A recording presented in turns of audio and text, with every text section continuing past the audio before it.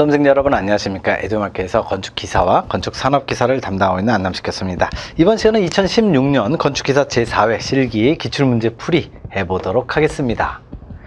먼저 1번 문제입니다. 목공사의 다음 용어의 정의를 간단히 설명하시오. 이음과 맞춤이죠. 그래서 이음은 길이 방향, 그리고 맞춤은 직각 또는 경사직의 접합, 그리고 여기는 없지만 쪽매도 있죠. 쪽매는 옆으로 되는 거.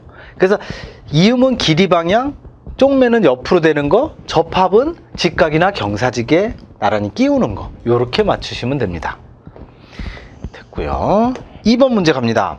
타일공사에서 타일의 탈락, 떨어져 나가는 거죠. 박리나 탈락이라고 하는데, 타일의 탈락 또는 박리의 원인 4가지. 이거는 당연히 붙임 모르타르 본드가 불량하거나 바탕의 처리가 불량하거나, 항상 뭐 타일 붙이기나 이런 붙이는 거라든지 그런 공사 시공 순서 할 때 첫 번째 나오는 게 바탕의 처리죠. 바탕 처리가 잘못됐거나 붙임 모르타르거나 잘못됐거나 또는 동해에 의한 팽창, 시공줄눈 불량, 4가지가 대표적입니다. 알아두시기 바라고. 3번 갑니다. 목공사 마무리 중 모접기, 면접기라고 하는데 보통 모접기로 많이 하죠. 모접기 종류 3가지. 요거는 틀리라고 낸 문제죠. 등급 모접기, 실 모접기, 쌍사모, 여러 가지 그림이 있었죠. 이건 참고하시면 될 것 같고. 4번 도장공사에서 쓰이는 철골, 방청, 도장 재료 2가지. 요거는 옛날에는 이렇게 방청 도료의 종류만 물어봤어요. 징크로메이트, 광명단, 그리고 방청 산화철. 근데 징크로메이트가 뭐고 광명단이 뭐고 설명하라 문제가 요즘에 나오고 있습니다. 그래서 반드시 이건 종류뿐만 아니라 설명하라고 하는 정의까지도 알고 계시는 게 좋아요. 5번 갑니다. 기준점이죠. 벤치마크의 정의를 간략히 설명하시오. 정의는 높이 기준이 되는 거죠. 그리고 기준점 벤치마크 할 때는 항상 주의사항 한 3-4가지도 같이 알아두셔야 돼요. 정의 플러스 주의사항 4가지 이렇게 같이 나오니까 꼭 기억해 두시기 바라고. 6번 갑니다. 조적공사에서 사용하는 세로 기준틀의 기입사항 4가지. 세로 기준틀 개구부 치수, 쌓기 단수, 높이, 그리고 요 앵커나 매입 철문의 위치, 테두리 보임 방법의 위치. 세로 기준틀이라는 건 위쪽으로 올라가는 거죠. 위쪽으로 올라가는 그 높이, 이런 치수를 얘기하는 겁니다. 7번 다음 용어를 설명하시오. 넥플레이트. 넥플레이트는 아연도 철판을 절곡 제작을 한 거죠. 절곡, 굽힌 겁니다. 이런 식으로 굽힌 게 요게 넥플레이트죠. 요 거푸집으로 사용하는 거죠. 사용 철판을 바닥 하부 마감재로 사용을 해서 그 위에다가 콘크리트를 그대로 타설을 하는 겁니다. 이렇게 타설을 하는 게 바로 이 밑에 있는 빨간색, 이게 넥플레이트. 전단 연결재, 시어 커넥터라고 하죠. 영어는 시어 커넥터, 우리말로는 전단 연결재. 철골 보, 그리고 콘크리트 바닥판을 일체화 시키는 거죠. 그때 얘네들 요렇게 넥플레이트 할 때도 요것도 전단 연결재가 들어갑니다. 여기에 요렇게 커넥터가 들어가는 거죠. 그래서 요게 보통 근데 전단 연결재는 보통 이렇게 들어갑니다. 밑에 H 형광이 들어가고, H 형광에다가 그 위에 전단 연결재, 이 녹색으로 전단 연결재가 들어가고, 그리고 나서 그 위에 콘크리트를 타설을 하는 거죠. 이렇게. 그래서 요 녹색을 전단 연결재라고 하는 거죠. 슬래브에서 발생하는 전단력을 강제 밑에다가 전달을 시켜주는 거. 철골 보, 그리고 콘크리트 바닥판 슬래브죠. 일체화 시켜서 전단력을 전달하는 것. 그게 바로 시어 커넥터. 그리고 3번은 거시 플레이트죠. 거시 플레이트 여기다 하나 써놔야겠네요. 거시 플레이트. 요거는 제가 추가로 해드리도록 하겠습니다. 거시 플레이트가 있죠. 그 거시 플레이트는 철골 구조의 접합 부위에 사용하는 각 부재의 연결판, 그 연결판 자체를 거시 플레이트 또는 거셋 플레이트라고 얘기를 하는 거죠. 근데 원래는 그냥 발음할 때는 거셋 플레이트라고 많이 하는데, 실제로 이런 용어를 나올 때는 거시 플레이트라고 더 많이 하는 것 같아요. 참고하시면 될 것 같고. 8번 갑니다.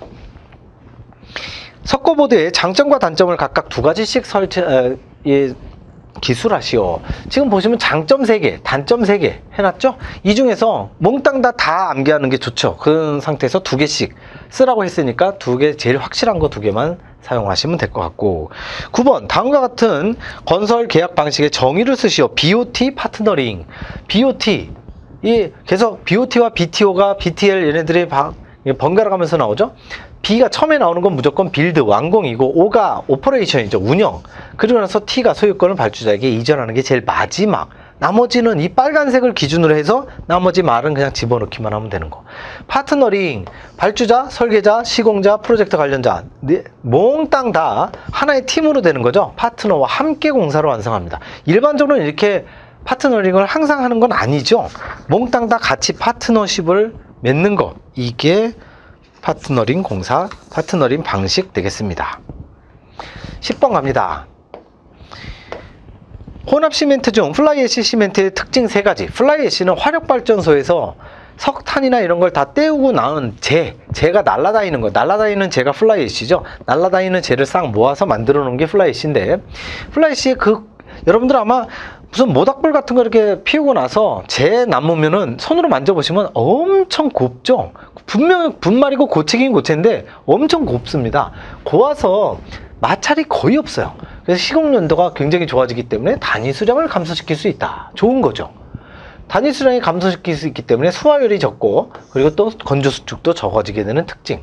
초기 강도는 다소 떨어집니다. 이건 왜 그러냐면 시멘트가 초기 강도가 굉장히 좋은 편에 반해서 플라이애쉬는 초기 강도는 안 좋지만 장기 강도가 좋아져요. 무조건 초기 강도, 장기 강도, 그 짬뽕은 강도의 총합은 일정하다고 그랬잖아요. 어떤 거든지 간에 다 일정합니다. 근데 시멘트는 초기 강도가 좋고 장기 강도는 그냥 보통이라고 보면 플라이애쉬는 초기 강도가 굉장히 낮아요. 그 반면에 낮은 만큼 뒤쪽에 많이 받는 거죠. 그렇게 되는 거고, 또 단위 수량이 적어지고 밀실하기 때문에 수밀성이 굉장히 좋습니다. 해수에 대한 내화학성도 크다. 기본적으로 장점 5가지 정도를 갖고 계시는데 3가지만 써라. 정확하게 기억나는 3가지만 쓰시면 되죠. 11번 콘크리트 타설 시 현장 가수, 현장에서 물을 더 해주는 거예요. 물을 더 들이붓는 거죠. 물을 들이부으면서 생기는 문제점 3가지. 여기는 지금 물이 단위 수량을 줄여갖고 좋은 장점이 있는데, 물을 들이부으면 어떻게 되느냐, 당연히 강도가 떨어지죠. 제로 분리가 발생을 훨씬 더 많이 하겠고, 또 물이 많이 들어가면 잉여수가 많이 들어가서 건조가 증발을 많이 하죠. 증발 많이 하면 빈 공간에 콘크리트가 서로 들어가려고 해서 균열이 일어나는, 건조 수축으로 인한 균열이 많이 발생합니다. 내구성 및 수밀성도 저하되고, 기본적으로 4가지는 꼭 기억해 두셔야 됩니다. 워낙 중요한 내용이에요. 12번 다음 보기의 용접부 검사 항목 중 공사 항목을 용접 착수 전, 작업 중, 그리고 완료 후 3가지 검사 작업으로 구분하여 번호로 기술하시오.